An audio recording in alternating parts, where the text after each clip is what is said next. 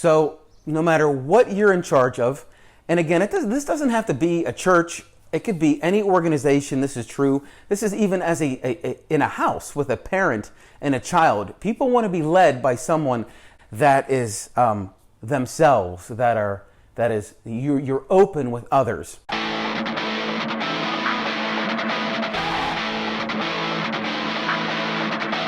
Welcome back to part 2 of our book review. Why should anyone be led by you? Great question. All right, so last week there was 3 points. This week there's 3 more points, and we're going to have those highlighted for you on the screen. Point number 1 is you got to be yourself. Be yourself. What does that mean? That means as a leader, you have to be vulnerable at some point with the people you lead. People do not want to be led by someone that's phony. People want to connect on a human level with you as the leader. So no matter what you're in charge of, and again, this doesn't have to be a church. It could be any organization. This is true. This is even as in a house with a parent and a child. People want to be led by someone that is themselves, that is you're open with others. You don't want to be something you're not. Now, that always involves risk. High risk, depending on your organization. For me, as a pastor, the risk is immense. If you hear thunder in the background, he's here. He's on guard duty, okay?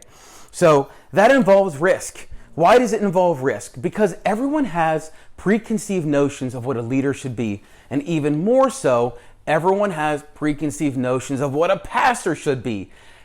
The risk of being yourself in a church is immense. Because people will say, we want you to be genuine and be yourself. But as soon as you cross that preconceived notion, then you're in trouble. Nonetheless, people still want you to be yourself. That's point 1. Point number 2 is know yourself. So be yourself, know yourself. You have to know yourself. This is about emotional intelligence. Emotional intelligence is so important. School merely emphasizes IQ. That's how smart you are. And there's nothing wrong with that. But what really goes further than that is if you can combine that brain with emotional intelligence. And so there's 2 things with emotional intelligence. The first is you want to be self-aware. How do you feel? What are the emotions you are experiencing? Think back in your life to maybe you were embarrassed at a meeting, or maybe you let anger get the best of you. Whatever it is, you have to be aware of your emotions, how you are feeling. And then connected to that is self-control. So self-awareness, you could reflect,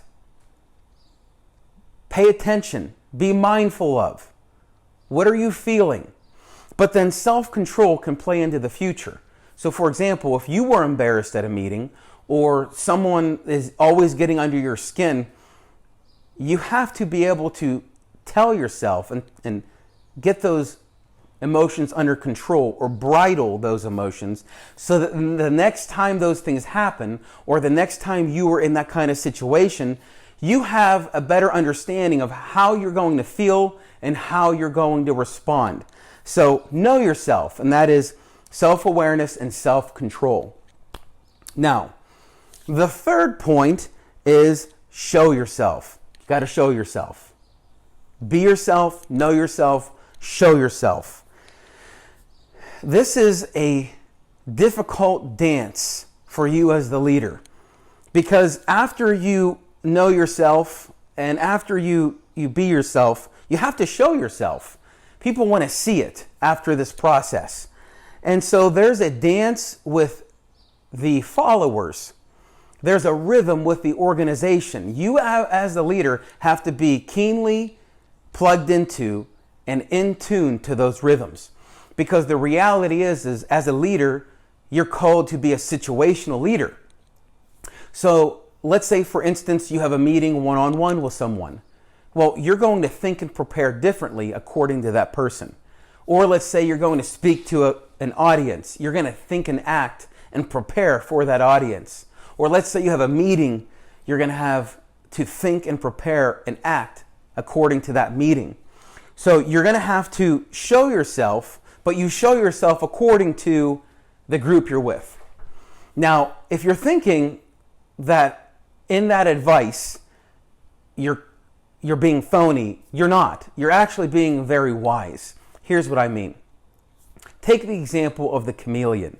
Now, everyone associates that animal with being fake. You hear people say that. You know, if you're one person in one scenario and one person in another scenario, then they call you a chameleon. However, a chameleon does not change from one animal to the next. A chameleon doesn't turn into an alligator or to an eagle. In that case, it would be phony. But the chameleon always stays the same. It never changes its core. What it does, however, is change its outside skin. It's adapting to its circumstances. So people will tell you, don't be a chameleon, but I'm here to tell you, you should be a chameleon. Another example that you might like. In my house, in your house, there's different light sources.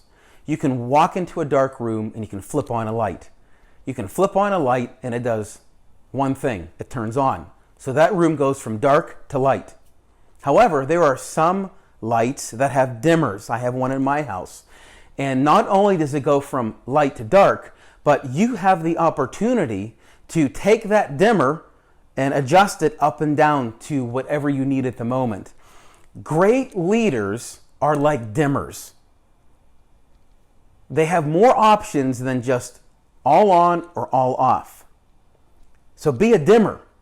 Be yourself, know yourself, show yourself. So I got my Bible, and I want to show you how someone in the Bible did this. In Psalm 73, this is a Psalm of Asaph, and I'm not going to read you the whole thing, but the first 14 verses, it is about a person's true struggle with living a righteous life. So you've probably been there where you are trying to do everything right, you're trying to please God, but everyone around you seems to be prospering. They have a great life, all except you. Now he's struggling mightily internally. The other thing we know is that this person was a leader. He was a shepherd over people. But here's what I want you to notice, and this is in verse 15. If I had decided to say these things out loud, I would have betrayed the people. If I would have decided to say these things aloud, what an insight into this person. So even though he is struggling mightily, these are the things that are keeping him up at night. These are the things that are depressing him.